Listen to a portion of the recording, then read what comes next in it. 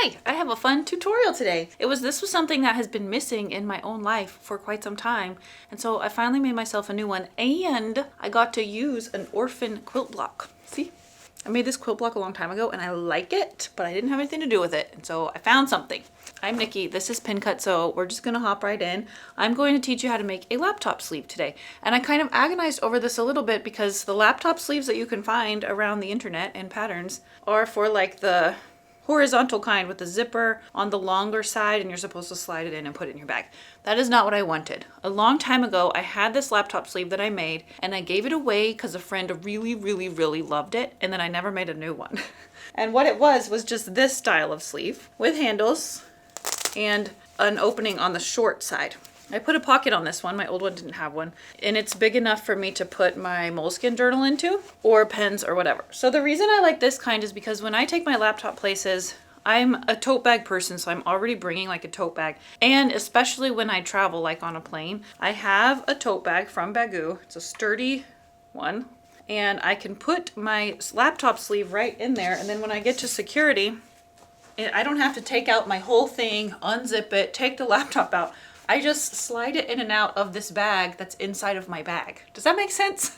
But also because it is kind of a bag on its own, even though it's tight fitting to my laptop, so it's not gonna get messed up and other things can't like scratch it up inside of my bag. Because it's also sort of its own bag, I could just grab and go with this because it has a handle.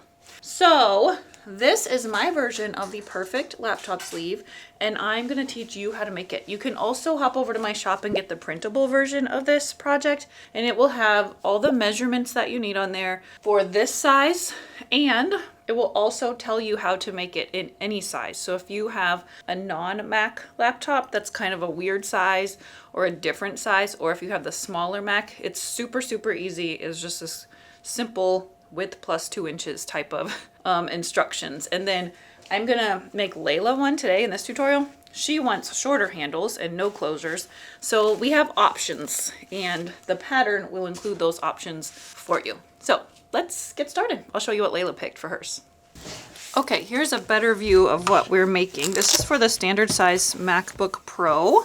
I will probably try to put a few different sizes of cutting instructions on the pattern, but there's also, like I said, I'm going to tell you exactly how to make it for your size of laptop. And this is what we're looking at. So I put a Velcro closure in mine, a snap button here on mine. Layla doesn't want a button because she likes to pull hers out and use it as like a mat, and she doesn't want that button there. And she wants short, like kind of like handles. Short handles. I guess these are handles too, but she doesn't want hers to be long. She wants them short. So the pattern will include both lengths of handles also. You could get pretty creative with this. If you wanted to do a zipper top instead of handles, you could. If you wanted it to open up here, you could. But this is just how I wanted mine. So this is what I went ahead and made a pattern for. But you don't, of course, need that pattern from the shop. You can just make this with the measurements that I'm about to give you. Okay, so Layla picked this denim fabric, and then she wants this Fabulism fabric for a pocket. So I'm gonna go ahead and cut my pieces.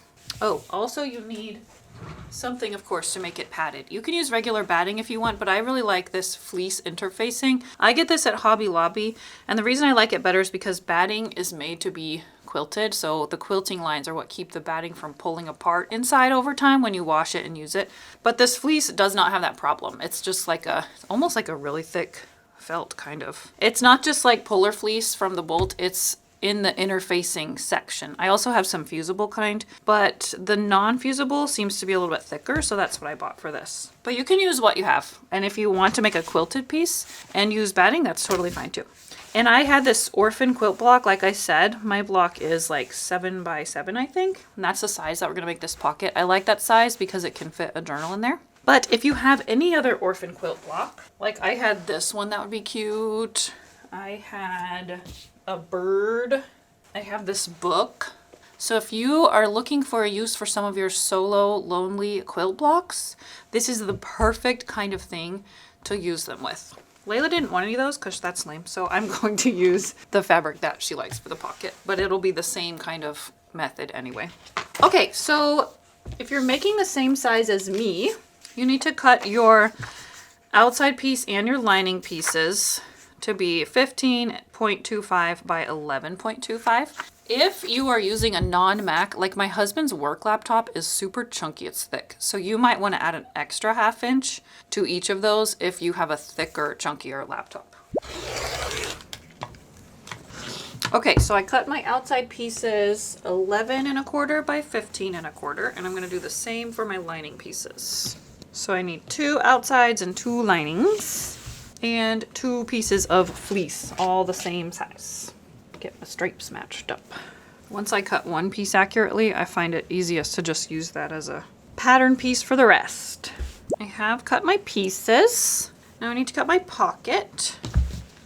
Right, 7 1/2 by 7 1/2, and I really like that size, so that's what I'm gonna do for hers too, if I can. If I have enough, and I do.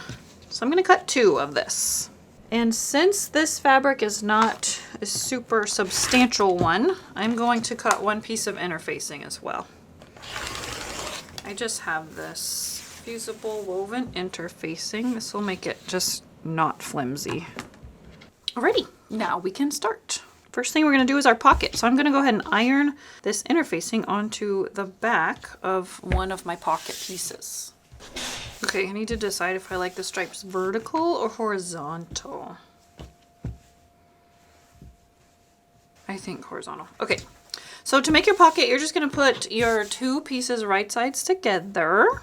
So around all 4 sides, but I'm gonna leave an opening in the bottom for turning. So it's the same if you're using a quilt block. If you're using a quilt block, you just need to line it with some other fabric. So I just picked this solid yellow for the lining of mine. Okay, so I'm just gonna go sew this in a 1/4 inch seam, leaving it open here between these pins. Okay, now we can trim the corners and turn it right side out. Okay, I'm just gonna go press this and press this under as if I had sewn it. So on mine, I did not top stitch my pocket because I knew I was putting a snap and it was not gonna be a problem. Plus I didn't want to sew over my quilt block. But on this one, I think I will top stitch it, just probably a 1/4 inch at the very top edge. This is a very fun project to use contrasting thread on. Oh my gosh, come on. Where's my tiny scissors? I did that on mine because I didn't have any green thread that matched this, but so I used this like lemongrass color and it turned out so cool looking, and now it's my favorite part. So I picked an orangey thread for Layla's that matches the orange in this fabric. Okay, now we're going to center this pocket onto the bag. We're going to put it 3 1/2 inches up from the bottom with I think 2 inches on either side. Ooh, I got pretty close. Make sure that it's straight on there and pin it. When you pin on a pocket like this, you want to place your pins in the direction you're going to be pulling them out. So when I come down here, I'm going to put them in this way because I'm going to be sewing in this direction, if that makes sense. Okay, I'm not happy with this. I want to fix. Make sure that edge looks nice because I'm going to sew that hole closed when I top stitch this pocket down. And then when I switch this direction, I'm going to be sewing that way, so I'm pulling my pins out this way. Okay, so I'm just going to go top stitch this in place 1/8 of an inch from these 3 edges.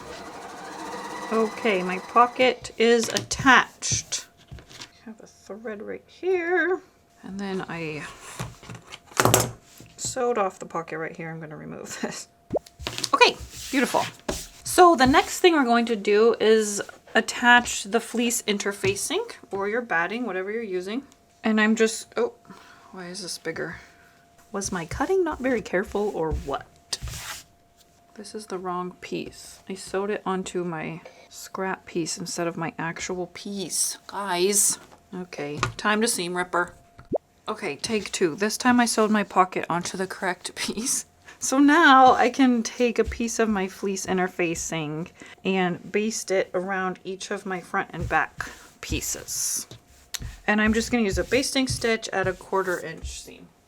I am also going to attach my walking foot for this step because anything that's bulky, a walking foot can really help things not to shift. If you need a tutorial on a walking foot, I'll post a link to that video that I made. Walking foot is truly your best friend. It is not just for quilting.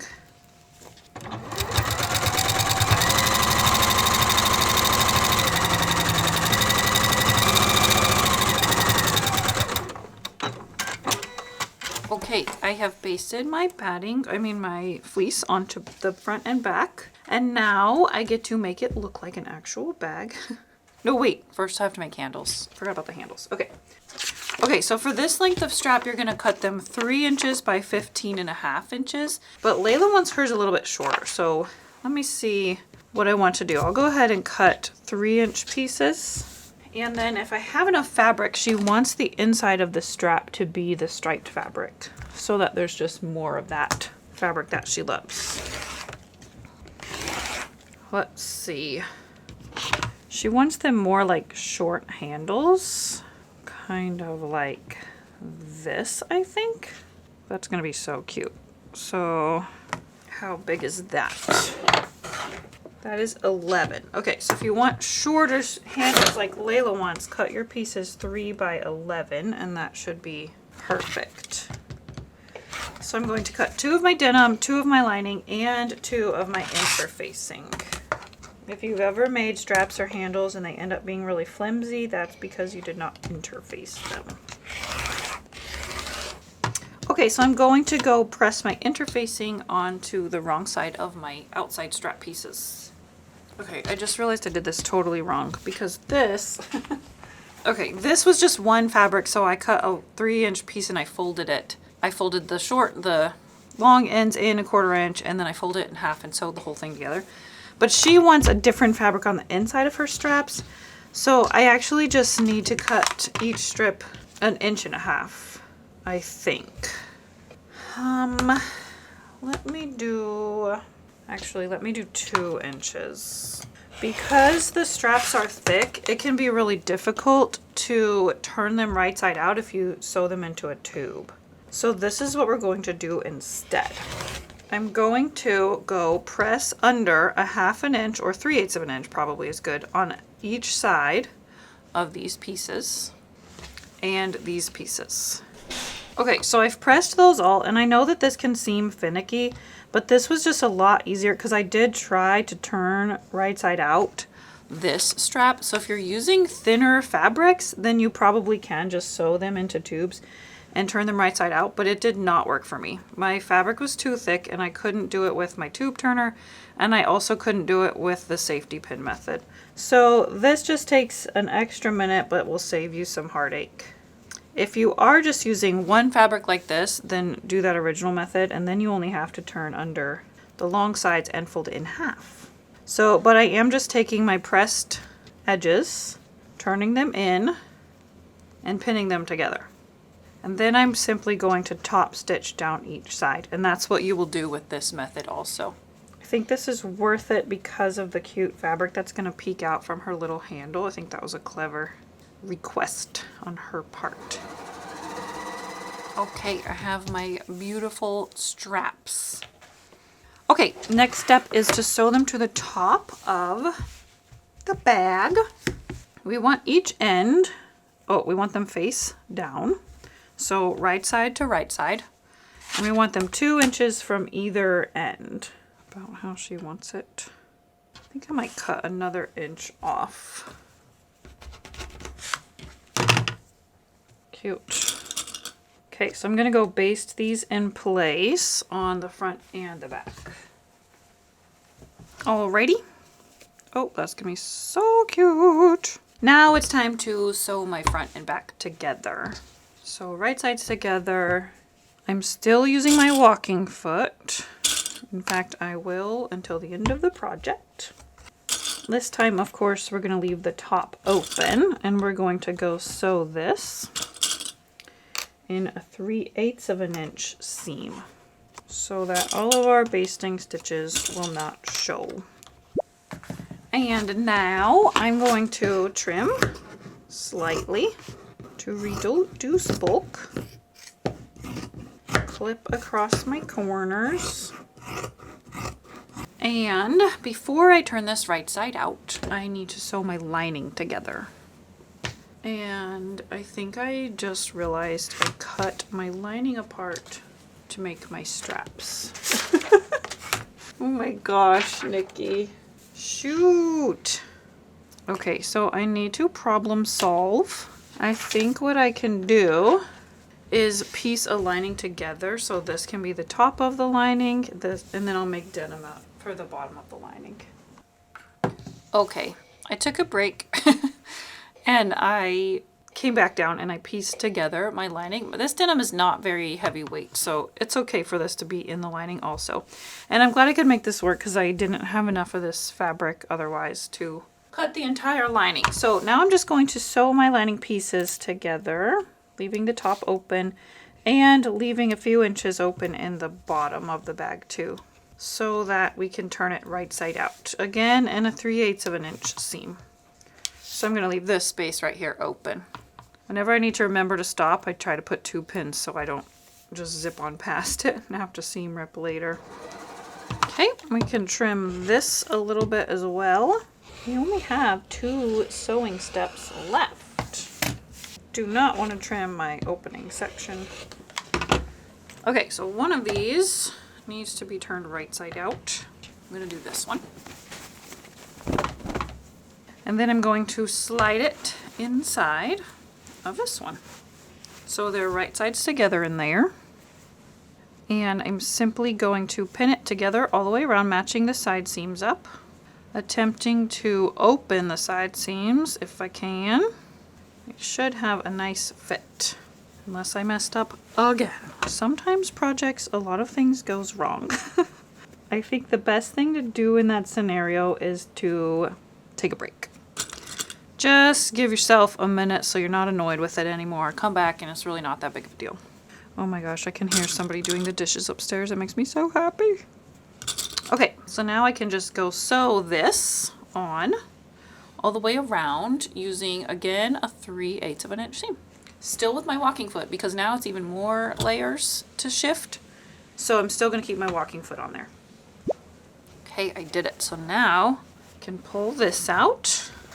Pull the whole bag right side out. Notice I did not trim that seam because we're going to top stitch it. Okay, before I put the lining inside the bag, man, denim is so thready. I'm going to go ahead and turn this under and top stitch my opening closed. Okay, so I sewed my opening closed and now I can put it inside of my bag. Oh, before I sew that closed, I probably should have poked my corners out nice and neat. Whoopsie. Where's my head today? Seriously. Let's see if I can do it anyway. That definitely would have been easier before. Okay, now I'm going to take this over the ironing board. I'm going to press the heck out of this from the inside and the outside so I can get this top edge really nice and flat as I can. Okay, last step will be to top stitch all the way around. Whenever I'm top stitching something bulky like this, I like to place pins in this direction so I'm getting the lining to lay nice and flat. Otherwise, it can be pretty easy for some reason for it to bunch up. So I put the pin sort of farther down, making sure everything back there is flat. And then I can just go top stitch this a 1/4 inch from the top all the way around. Then I can go show it to Layla, see if she likes it. Cute, cute, cute. Now we have 2. I guess I'll give Layla hers. Let's go see if she likes it. Layla! Yay! Was this your laptop? No. Oh, whose laptop is that? Let's try it on. Yours. Do you like it? Yes! Cute! Turn it around so we can see the pocket. Very cute. And the handle. And the handle, the small handle. Perfect. Okay, cute. Thanks! You're welcome. I love it. Okay, good.